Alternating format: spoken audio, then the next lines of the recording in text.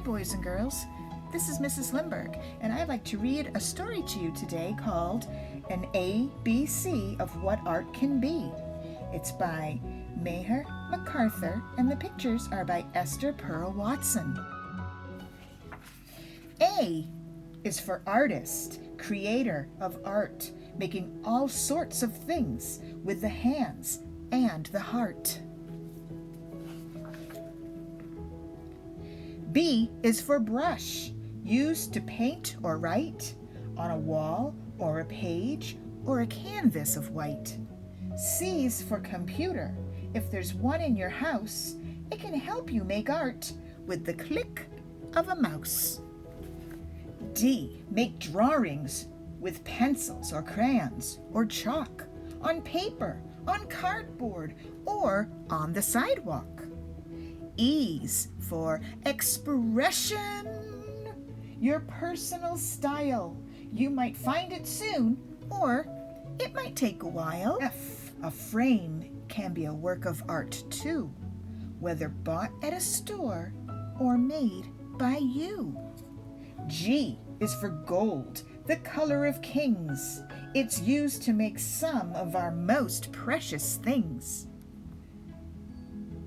See the little genie coming out of the bottle?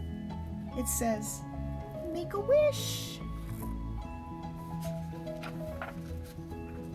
H is for hieroglyphics. Hieroglyphics. For trees or fish or birds, Egyptians wrote symbols the way we write words. Look at the symbols on the page.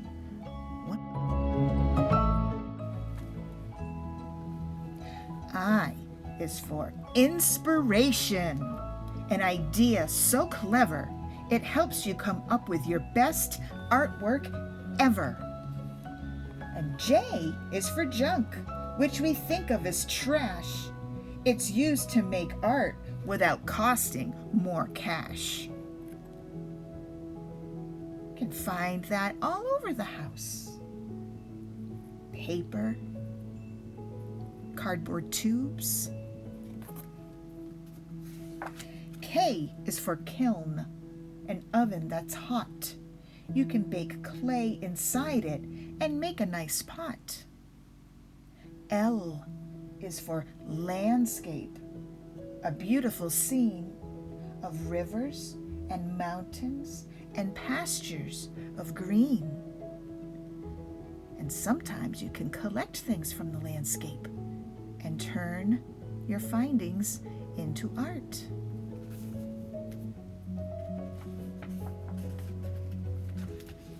M's for museum, where art is displayed, like mobiles or masks, things artists have made. N is for needle, for sewing with thread. Make a hat, a wall hanging, a quilt for your bed. Origami, which comes from Japan. Fold paper to make your own bird, boat, or fan. P is for prints that you may want to make of your friends, or your scooter, or your dog's birthday cake. Q is for question. What can it be? To you, it's a person. To me, it's a tree. R's for rough draft, a quick first design. Erase it, redo it, until it's just fine. S is for sculpture, a work in 3D. Make it small as a button or big as a tree. T is for tone, meaning darker or lighter. A color can change as it slowly gets brighter. U is unique. It's one of a kind, an artwork that's like it you will never, ever find. It's great to be unique. Make make your own design. V is for vanishing point. It's the dot where the lines seem to meet far away at one spot. W is for weaving. With a light touch, you can make your own baskets and bookmarks and such.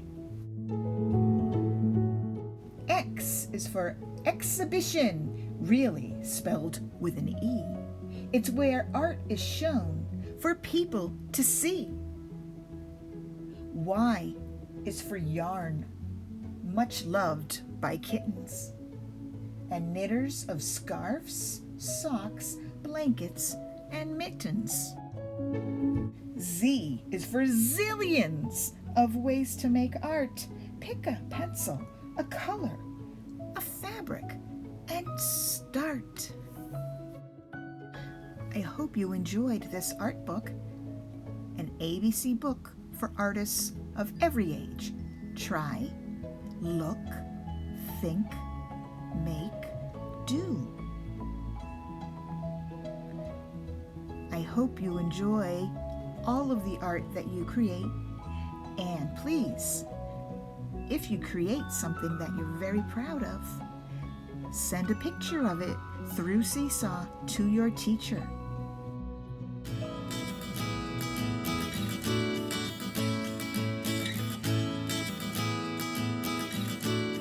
I love mixing things together and seeing what happens, especially when it turns to art. It all started last week when I was exploring mixtures. I wonder what will happen if I put baking soda in. I wonder if the oil is causing the baking soda to not mix with the vinegar water. I wonder if mixing it will change that.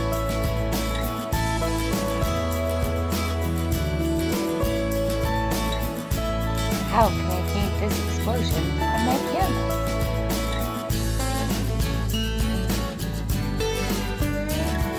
That's not a mess, that's just the beginning. That's my beautiful oops. I wonder what food color drops look like. Let's splat some on. I can't resist grabbing a paintbrush to swirl and mix the oil and watercolors around.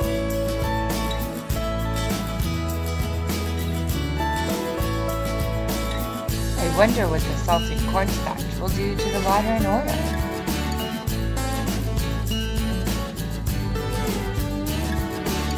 Here comes my cat. She's very curious.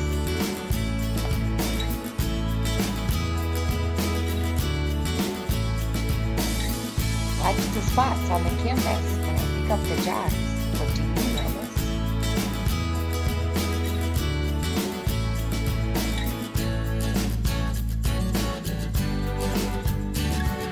Wow!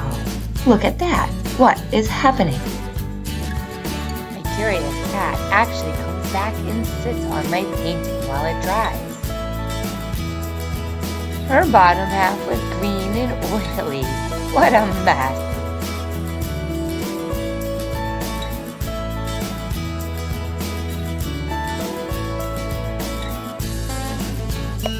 What kind of materials can you mix together?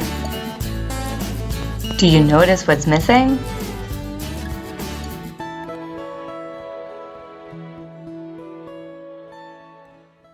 Hi everyone, it's Miss Jessica. I was looking through one of my favorite books, The Rainbow Atlas, the other day, and I came across this page, and I was so inspired by it. Do you know what it means to be inspired by something?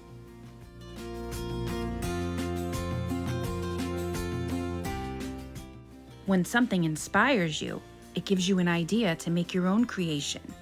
It's something that you find beautiful or interesting. When I turned to this page in my book, I saw that it was about Thailand, and it showed these beautiful walls that have these colorful shapes on them. And it inspired me to make my own creation. So I looked around my house and I gathered some colorful materials to match my picture. I found those caps, some sticks, some rocks, some buttons, very colorful buttons, and also some cut up tissue paper. You could use construction paper or any other little things you find. And finally, my base, I used a piece of cardboard. And we can't forget the glue. So I have my desk all set up. I grabbed a Q-tip so I can spread my glue out. I have my picture for inspiration to look at. I'm all set, I think. First, I'm gonna make a plan. I'm gonna draw with a pencil on my cardboard and just get a basic idea of a shape I want to use. I think something like this.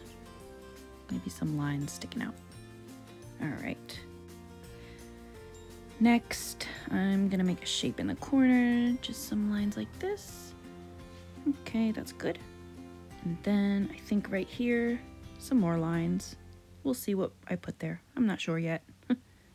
Now time for the glue. I'm just gonna drizzle some on there, and then I'll use my Q-tip and spread it around.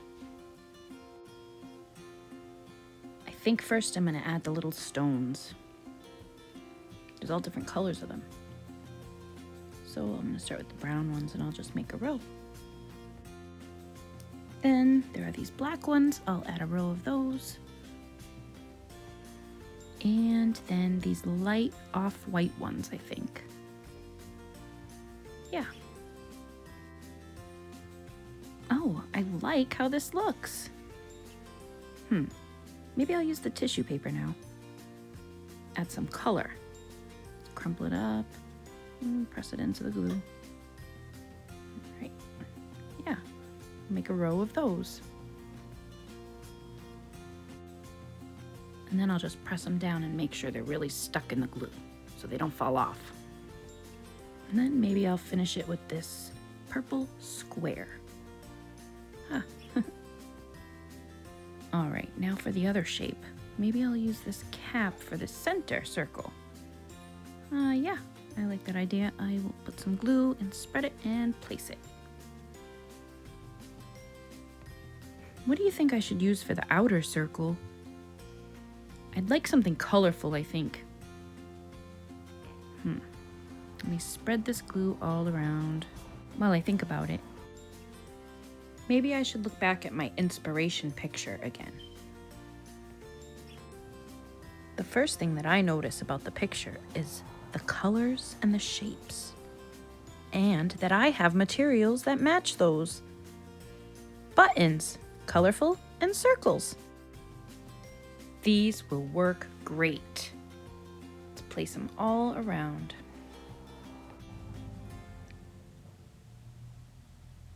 I really like mixing all the colors together and not really making a pattern. I like all different colors. Now for this outside. Maybe I'll use the sticks.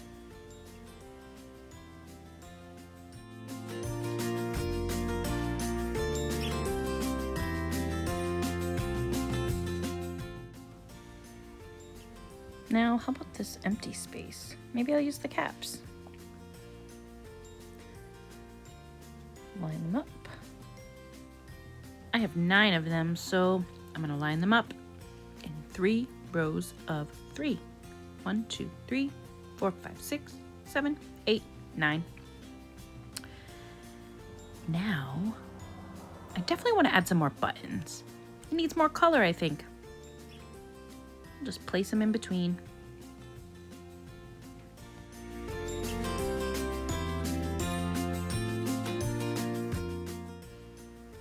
All right, I think I'm done. I really liked making this. It was a lot of fun.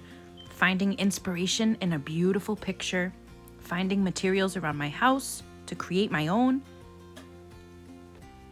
and figuring out how to put everything together was the best part of all. Now, try thinking about what inspires you.